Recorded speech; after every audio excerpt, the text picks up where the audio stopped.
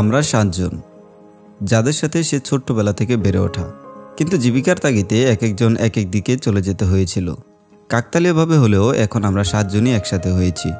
তো ভাবলাম কোথাও থেকে ছোটোখাটো একটা ট্যুর দিয়ে আসা যায়। তাই প্ল্যান করলাম একদিনের জন্য সীতাকুণ্ড থেকে ঘুরে আসা যায়, যেহেতু এটা আমাদের মোটামুটি কাছেই বলা চলে। সে একদিনের প্ল্যানের মধ্যে আবার একজন যেতে রাজি ছিল না, কারণ তার ব্যবসায় নাকি ক্ষতি হয়ে যাবে।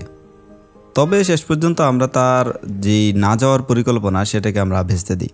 সকালবেলা আমরা রেডি হয়ে বের হয়ে ওকে দেখা করতে বলি, আর সে যখন আমাদের সাথে দেখা করতে আসে তখন সে যে অবস্থা থাকে সে অবস্থায় তাকে উঠিয়ে নিয়ে আমরা রওনা দিই।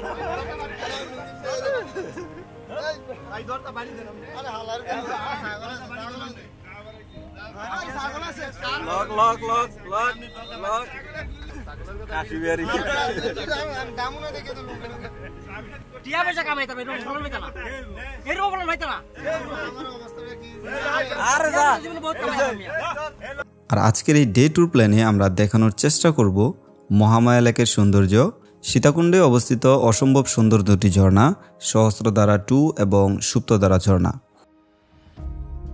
এবং সর্বশেষ থাকবে কক্সবাজারের মতো সৌন্দর্যে ভরা বাঁশবাড়িয়া সি বিচ ঘোরার অভিজ্ঞতা।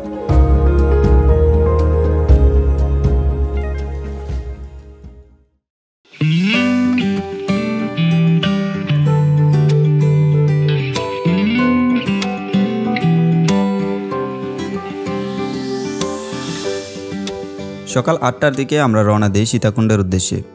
7 বন্ধু মিলে জমি আড্ডা, গল্প করতে করতে উপভোগ করছি আমাদের গ্রাম বাংলার অসম্ভব সুন্দর প্রকৃতি।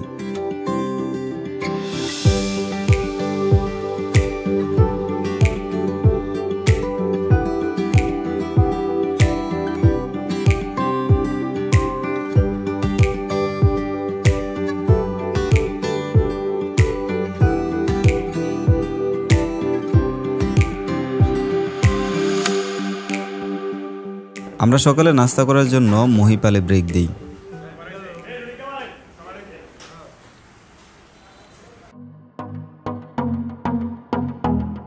আর আজকের পুরো দিন ঘোরার জন্য আমরা একটি হাইস ভাড়া করে নেই। আপনারা চাইলে এই জায়গাগুলো লোকালে এসে আলাদা আলাদাভাবে ঘুরতে পারেন।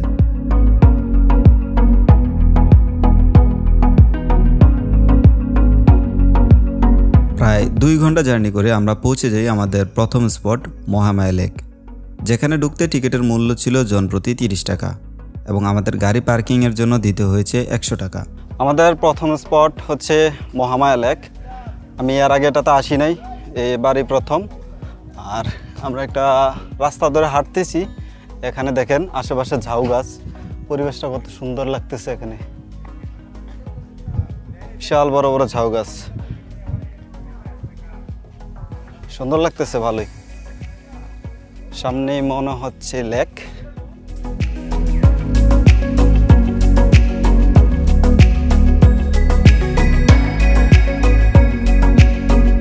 রোদ পড়তেছে অনেক। এই হচ্ছে মহামায়া লেক। আর এদিকে উপরে নাকি পাহাড়ের আছে, যে পাহাড়, এই পাহাড়ে ওঠে নাকি ওখানে একটা কফি শপ আছে, তাছাড়া আর কিছু নাই। আর এই হচ্ছে লেক, দেখেন।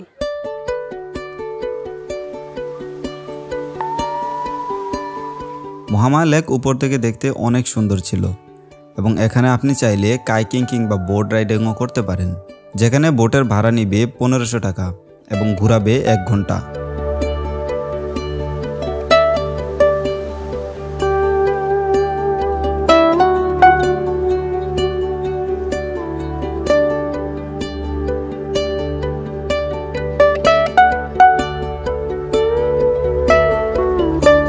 তারপর মহামায়া লেক দেখা শেষ করে আমরা রওনা দিই সহস্রধারা 2 ঝর্ণার দিকে।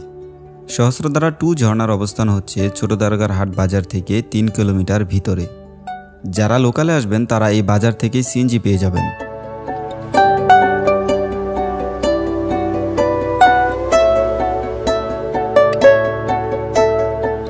সহস্রধারা 2 ঝর্ণার প্রবেশ মূল্য ছিল 20 টাকা, আর যে বোটে যাবেন সে বোট ভাড়া হচ্ছে 60 টাকা।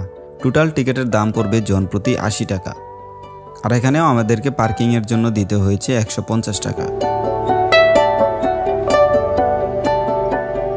আমরা বোটে উঠে পড়ি ঝর্ণার দিকে যাওয়ার জন্য। তবে আমার কাছে এখানে মনে হয়েছে অনেক আগে আমরা এখানে এসেছিলাম। যে রাস্তা ধরে আমরা ঝর্ণায় গিয়েছিলাম সে রাস্তা ধরে কিন্তু এখনও ঝর্ণায় যাওয়া যায়। সো আপনারা চাইলেও সেই রাস্তা ধরেই চলে যেতে পারেন। এক্সট্রা যে বোটের জন্য 60 টাকা আপনাদের খরচ করার কোনো মানেই হয় না।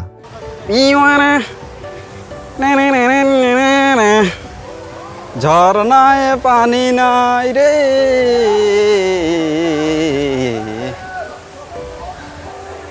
পানি নাই ঝর্ণায়। যেটাতে আগেও এসেছিলাম পানি পাইনি, আজকে আসছি আগে থেকে একটু বেশি, মানে খুব একটা পানি নাই। প্রচুর পর্যটক আসছে কিন্তু ঝর্ণায় পানি নাই। তবে এখানে আরেকটা সমস্যা হচ্ছে অতিরিক্ত পানি হলে কিন্তু গোসল করা যায় না, কিন্তু তখনকার সৌন্দর্যটা থাকে অন্যরকম। আর যেহেতু আমরা বন্ধুরা মিলে আসছি, যেটুকু পানি ছিল সেটুকুই আমাদের জন্য যথেষ্ট।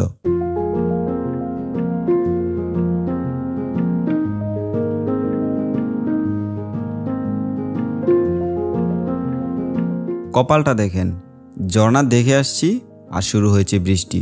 আর প্রচণ্ড গরমের মধ্যে এই বৃষ্টিটা ছিল এক স্বস্তির আনন্দ।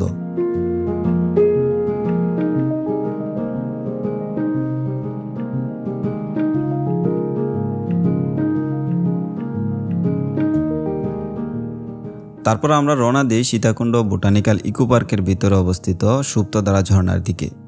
আর বৃষ্টি হওয়ার কারণে ঢাকা চট্টগ্রাম মহাসড়কের রাস্তা এবং আশেপাশের পরিবেশটা দারুণ লাগতেছিল।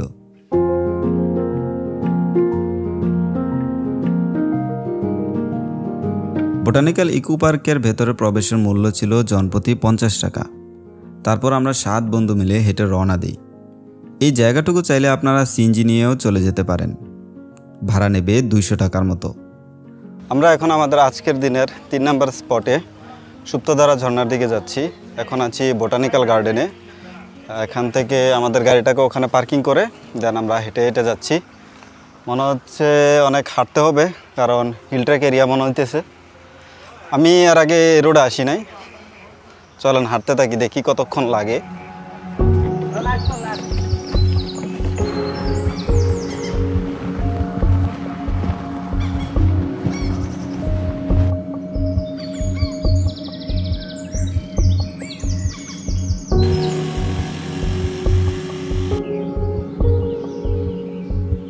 ঝর্ণার এই সাইনবোর্ডের এখান থেকে আপনারা অনেকগুলো সিঁড়ি বেয়ে নিচে নামতে হবে, যেটা নামার সময় কোনো সমস্যা হবে না, কিন্তু উঠতে গেলে কিছুটা কষ্ট পেতে হবে।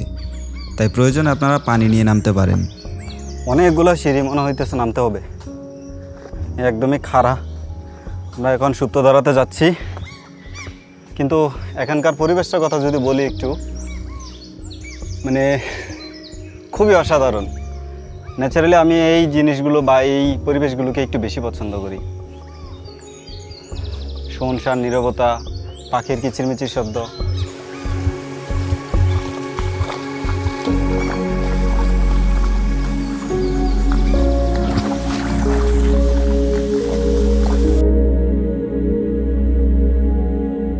আমরা পৌঁছে যাই সুপ্তধারা ঝর্ণায়। আমার দেখা সীতাকুণ্ডের যতগুলো ঝর্ণা আছে তার মধ্যে অন্যতম সুন্দর ঝর্ণা হচ্ছে এই সুপ্তধারা ঝর্ণা। এখন হয়তো পানি কম, কিন্তু এই ঝর্ণার যখন বেশি পানি থাকে সেই পানিসহ ভিডিও দেখেছিলাম, তখন আমার কাছে এটা মারাত্মক সুন্দর লেগেছিল। কিন্তু পকেটের সমস্যার কারণে সিজনে এটাতে আসতে পারিনি। তাই যারা ঝর্ণা বিলাস করতে পছন্দ করেন, আপনারা এই সুপ্তধারা ঝর্ণাকে একদমই মিস করবেন না।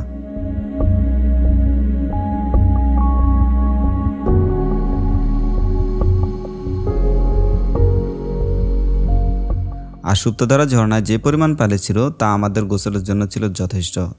আজকে সারাদিনে যেটুকু গরম লেগেছে তাই সুপ্তধারা গোসলের পানির মধ্যে দিয়ে সবকিছু মলিন হয়ে যায়। জানি না আবার কখনো আমরা সবাই মিলে এইভাবে কোনো ট্যুর প্ল্যান করতে পারবো কিনা। বন্ধুদের সাথে কাটানো এই সময়গুলো স্মৃতি হয়ে থাকবে জীবনের পাতায়।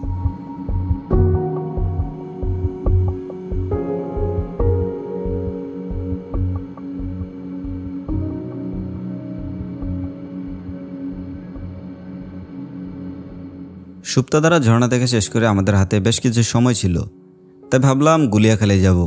কিন্তু গুলিয়াখালীর রাস্তা নাকি বৃষ্টির কারণে খুব একটা ভালো ছিল না, তাই আমরা রওনা দিলাম বাঁশবাড়িয়া সি বিচের দিকে।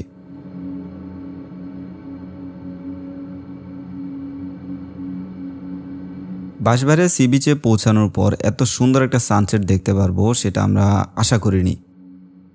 আমরা আজকে আমাদের সর্বশেষ যে গন্তব্য বাঁশবাড়িয়া সি বিচ, এখানে চলে এসেছি। আর সূর্য ডুবে গেছে, সানসেট অসাধারণ লাগতেছে।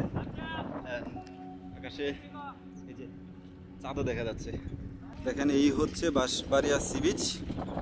আর এই জায়গাটা অনেক বেশি সুন্দর লাগতেছে। ড্রোন উড়ানোর ইচ্ছা ছিল কিন্তু ভালো লাগতেছে না, সারাদিন ঘুরে অবস্থা খুবই খারাপ, এ কারণে ড্রোন উড়াবো না। দেখেন এভাবেই অনেক সুন্দর লাগতেছে।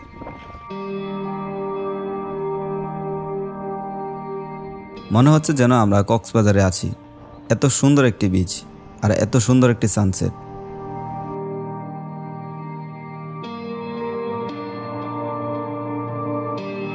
কক্সবাজার থেকে সৌন্দর্য কোনো অংশে কম নয়। আর বন্ধুরা তো কক্সবাজার মনে করে অলরেডি পানিতে। আর এটাকে কক্সবাজার বললেও ভুল হবে না, কারণ দেখতে পুরোটাই কক্সবাজারের মতো। আর এখানে আমাদের বন্ধুত্বের জীবনের কিছু গুরুত্বপূর্ণ মেমোরিজ রেকর্ড করে নিলাম। সর্বশেষ বলে নেই, আমরা সারাদিন ঘোরাঘুরির কারণে দুপুরের খাওয়া দাওয়া হয়নি। এমনিতে টুকটাক নাস্তা করে চলেছিলাম। তবে যেহেতু আমরা চট্টগ্রামের খুব কাছাকাছি আছি, ভাবলাম যে চট্টগ্রামের ঐতিহ্যবাহী মেজবান খেয়ে আসি। তারপর আমরা সারাদিনের জার্নিকে মেজবান দিয়ে পূর্ণতা দিয়ে আজকের মতো এখান থেকেই বিদায় নিচ্ছি। আল্লাহ হাফেজ।